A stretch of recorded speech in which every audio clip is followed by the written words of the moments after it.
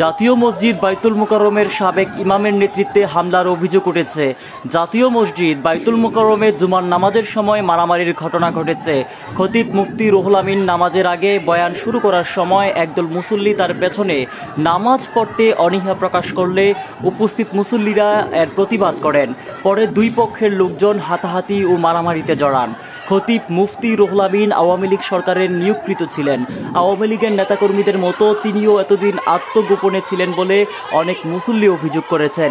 মুসল্লিরা বলেন, খতিব মুফতি রুহুল আমিন তার এলাকা গোপালগঞ্জ থেকে লোকজন এনে আজকে জাতীয় মসজিদ বাইতুল মোকাররমের মতো জায়গায় এই অরাজকতা তৈরি করেছেন। আমাদেরকে রুহুল আমিনের সন্ত্রাসীরা আওয়ামী লীগের গোপালগঞ্জ থেকে মাদ্রাসা থেকে লোকজন নিয়ে এসে মসজিদের ভিতরে ভাঙচুর করছে।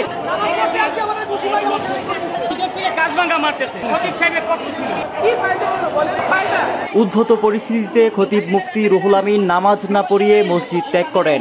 শুক্রবার বেলা 12টার দিকে এই ঘটনা ঘটে। এতে বেশ কয়েকজন আহত হয়েছেন। বর্তমানে ঘটনাস্থলে পুলিশ মোতায়েন রয়েছে। পরিস্থিতি নিয়ন্ত্রণে পুলিশ ও সেনাবাহিনী যৌথভাবে কাজ করেছে।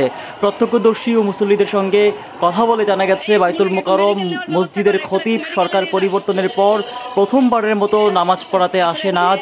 গত 19 জুলাই থেকে তিনি অসুস্থতার কারণ দেখিয়ে মসজিদে নামাজ পড়াতে আসেননি।